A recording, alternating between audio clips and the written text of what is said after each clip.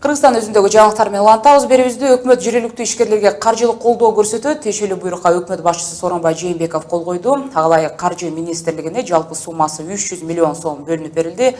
Долбоордун алкагында каражатты коммерциялык банктар менен финансы насыя мекемелери жеңилдетилген үстөк пайыз менен ишкерлерге беришет. Маалыматырга ылайык, каржы министрлиги долбоорду келерки 3 бөлүктө каржылайт. Өкмөт бул долбоор өндүрүштө жумушчу орундардын санын көбөйтүп, тышкы миграциянын деңгээлин азайтып, атаандаштыкты күчөтөрүнө үмүт артып жатат. Кыргызстандагы экспорттук компаниянын жетекчиси Уран Ниязалиев менен ушул маселенин күнгөй тескейин ортого салалык деп турабыз. Уран мырза, кош келипсиз биздин студияга. Саламатсыздар. Биринчи эле суроо, мына импорт жана экспорт менен алектенген ишканалар жеңилдетилген насыяларды ала алышат деп айтып жатабыз. Долбоорго ылайык ошол ишканалар каржылык чыгымдарын азайтуу менен продукциялардын сапатын жакшыртууга ошол жабдуулар сатып алат экен. Ошон үчүн жеңилдетилген насыя алат экен. Кандай деп ойлойсуз? Мындай колдоо көрсөтүүлөрдүн натыйжасы канчалык деген пикирдесиз? Негизинен аябай жакшы иш алып барылып атат азыр. Негизинен мындай нерселер керек болсо 10 жыл, 15 жыл мурун өкмөт жагынан жасалыш керек болчу. Эми биз азыр жана бажы уюмуна киргенден бери салыштырып көрсөк, аякта мындай иштер көп жылдан бери алып келип аткан. Биз аларга караганда кичине бул маселелерде кичине артта калып атабыз да. Ошолорду ошо деңгээлге жеткириш үчүн эми азыр ошо өкмөт алып бараткан иштери абдан жакшы деп ойлойм. Мисалы, сиз экспорттук компания көбүнчөсү айыл чарба жаатындагы продукцияларды экспорттойсуздар. Негизи соңку ошол 2016-жылда алабызбы, 2015-2-3 жылдын аралыгында сиздердин баягы ошол сатып алуу боюнча жөнүндөгү жана келишимдер, ошол сиздин аракеттериңизде кандай өзгөрүүлөрдү байкадыңыздар? Азыр негизги азыркы маселе, эң чоң маселе биз өндүргөн айыл чарба продукциясынын сапатын жогорулатыш болуп атат. Экинчи жагынан ошо сапатын жогорулатсак, ошол эле маалда сертификация, стандартизация жөнүндөгү маселелер бар, ошолорду чечкенге аракет кылып атабыз. Ошол эле маалда, азыркы маалда биз ошо өзүбүздүн өндүргөн продукциясынын көлөмүн көбөйткөнгө аракет кылып, анан ошо сырттан келген талаптарга жооп бергенге аракет кылып жатабыз да. Азыр ошо алып бараткан эң чоң багыттагы жумушубуз сертификация, көлөмүн чоңойтуу жана сапатын жогорулатуу. Урамызда, мисалы, Казакстанда биздин билишибизче экспорт өнүктүрүү, анан колдоо үчүн атайын агенттиктер иштейт экен да. Алар ошол ишкерлерге реалдуу түрдө багы жардам берет экен. Негизи бул жөнүндө да сиздин кабарыңыз бар болсо керек. Бул практиканы бизде колдонсо кандай болот деп ойлойсуз? Же анда дагы айрым бир күчүнчүлүктөр барбы? Эми дүйнөдө көптөн бери эле, көп жылдан бери соода тармагында ошо ар бир өлкө өзүнүн өндүргөн продукциясын сыртка сатуу боюнча ошо колдоо жолдорун изилдеп келип, анан ошого жараша колдоолорун көрсөтөт да. Көп эле мындай мамлекеттер, ошон үчүн Казакстанда эле бар, Россияда эле бар. Эми бизде ал эми жаңыдан келатат, эми биз ошонун аркасынан келатабыз да. Неме депчи, биз ошо айтып атам, 10-15 жыл мурун биз ошондой өндүрөбүз, сапатты жогорулатабыз, сыртка сатабыз деген мындай ой болгон эмес. Элдерде дагы, ишкерлерде дагы, өкмөттө ошол багытта жумуш алып барган эмес. ИАЭПке киргенден бери ошо бизде ошондой чоң өзгөрүүлөр болуп, ошо чоң базарлар ачылып, биз ошол жактагы биздин өндүргөн продукцияга талап болгон үчүн ошондой бир колдоо көрсөтүүсү мен негизинен колдойм, жакшы деп ойлойм. Бул колдоонун көлөмүндө бара-бара көбөйтүш керек. Жалгыз эле акчалай эмес, башка түрлөрдө да колдоо көрсөтсө болот. Мисалы, ушул эле жоңузга улайык, Кыргызстанда ошол экспорт өнүктүрүүгө ошол мамлекет тарабынан дагы кандай стимул керек деп ойлойсуз?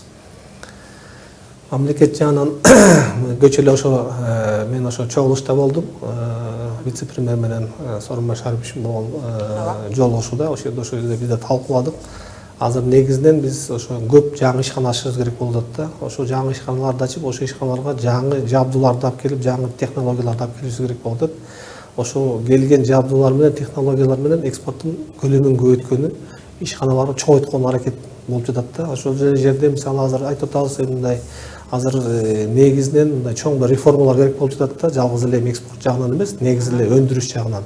Мисалы мындай деп айтып кетейин, көчө эле сүйлөштүк ошону. Мисалы азыркы мыйзамдарга жараша, мисалы сиз 100 квадраттан ашык мисалы мал сарай сала албайсыз да. Аны салуу үчүн анан барып архитектурадан сиз улуксат алышыңыз керек. Кийин анан жанагы эксперттик жанагы курулуш боюнча эксперттик коомдон да барып аяктан улуксат алышыңыз керек. Ошонто турсак анан айылыбыз өнүкпөй атат да. Мисалы сиз 20 бодо мал багам десеңиз, ошол справкаларды нарындан келип, Бишкектен ошолордун баарын улуу саатын алып кол койдуруп анан кайра кетишибиз керек болот да. Бул эми канчалык мындай керектүү нерсе да мындай нерселер. Биз эгер өзүбүздүн экономиканы өнүктүрөбүз деп атсак, айыл жергесин өнүктүрөбүз деп атсак, айыл чарбасын өнүктүрөбүз деп атсак, ушундай тоскоолдуктардын мындай тез арада чечишибиз керек да. Мындай бизди азыр артка тартып аткан нерселерди. Буга чейин ишкерлерди каржылык жактан колдоо үчүн атайын жана Кыргыз-Орус фонду түзүлгөнүн билебиз. Анда ишкерлер ошол насыя алышпагандыгын билдиришкен. Анткени шарты катаал болуп ошол өндүрүүчүлөрдү жүдөткөн депчи. Канчалык чындыгы бар деп ойлойсуз? Ошол эле учурда бул маселени балким кечээки ошол жыйындарда деле сүйлөшкөнүңүздө бул боюнча кандай ойлорун билдирди? Бул маселенин убагында биз да ошо неметип козгоп чыкканбыз. Ал маселени биз да айтканбыз. Эми азыр ошо биз койгон талаптарга жараша Кыргыз-Орус фонду өзүнүн алып барган иш иретин алмаштырды да. Эми жалгыз эле чоң суммадагы ири долбоорлорду ошо өздөрү карашып, ошого карата алар ишин алып баратат. Анан чоң болбогон орто жана кичинекей чакан ишканалардыкын өкмөттүн банкаларына өткөрүп берди.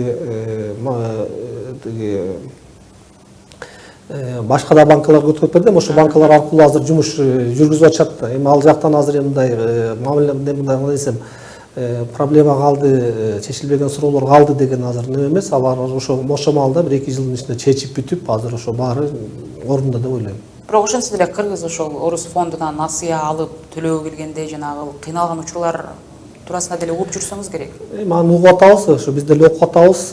Биз деле ошо Кыргыз-Орус фондунан эмес, эми башка банктан биз да насыя алып ошо жанагы экспорттук потенциалыбызды көбөйтөлүк деп жаңы ошо имарат курган аракет жасап, жаңы жабдууларды алып келген аракет жасап атабыз, аларды угуп атабыз.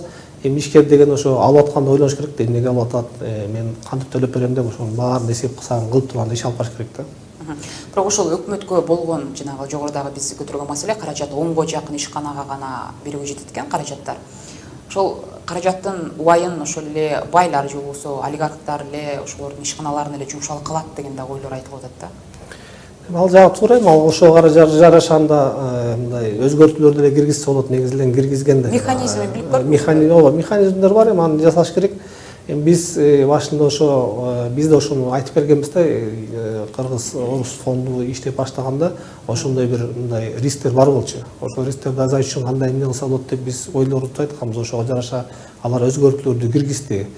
Эми азыр мындай тегиге берсе, буга берсе болбойт деген нерсе, алар өздөрүнүн мындай критерияларды коюп туруп чече турган маселелерди, ага биздин күчүбүз жетпейт. Аны мындай долбоор сунуштап только бизге берле, башкасына бербе деген туура эмес да. Негизи мындай атаандаштык болгондон кийин, базар, экономикалык базар болгондон кийин, бuyakta кимдин колунан келсе алат, колунан келбеген албайт. Ушундай болот да. Дагы бир суроо болсун, сиз бул чөйрөгө аралашып жүргөндүктөн ашканасын жакшы билесиз дегенде, деги эле ишкерлерге учурда эң бирден бир маселе же болбосо тоскоолдук жараткан кайсы нерселер деп ойлойсуз? Эми ишти баштоодо эмне менен дал келишип, эмне мүчүлүштүк жана көйгөйлөр жаратат? Азыр эми жана айтып кеткендей ошо мындай мүчүлүштөр деле бар, көп нерселер бар. Эми негизинен өкмөт чечкен аракет жасап атат, мындай мурдакы жылдарга салыштырмалуу мындай жылыш бар да. Бирок азыр негизинен мисалы ошо барып өкмөт ишканаларынан бир кагазды бүтүрүш, бир кагазды алыш, бир уруксаатты алыш өзүнчө мындай аябай көп убакыт талап кылган нерсе болуп атат да. Ошолорду жоюп, ошолорду жөнөкөйлөштүрүш керек болуп атат. Ошол багытта мисалы реформалар керек болуп атат да. Ошол эле жана архитектура жактан, курулуш жактан ошолордун баарын жөнөкөйлөштүрүш керек болуп атат да. Мына мисалы архитектурадагы мындай сизге мындай неме айтып кетейин. Мисал 1988 жылкы баалар менен азыр ошол жерде отуруп баа чыгарып атышат да. Сен жана проектиңдин баасы мынча болот депчи.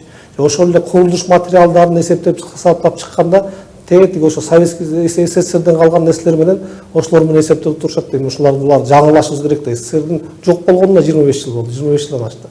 Эми эртелетип мындай биз өзүбүз да ошо өзүбүз мындай ошо багытта жумуш алып барып, ошолорду өзгөртүп, жөнөкөйлөштүрүп, керек болсо кээ бир өкмөттүн функциясын фирмаларга өткөрүп, өз мындай менчик секторго өткөрүп беришибиз керек болот да. Ошондой иш чыгат деп ойлоп атам да.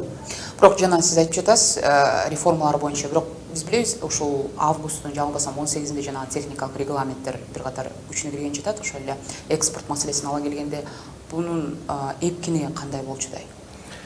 Мен бул мисалы биз кирип атканда эле айтканбыз, ошо силер кол коюп атасыңар, бирок 2 жылда биз жетишпейбиз, ошого карата мындай иш алып барайлык, же муну кийинчерээк алгыла, же бизге анда жардам берилде ошо сертификация боюнча, ошо эле өзүбүздүн өндүргөн продукциянын стандартизациясы боюнча жардам бериле дегенбиз.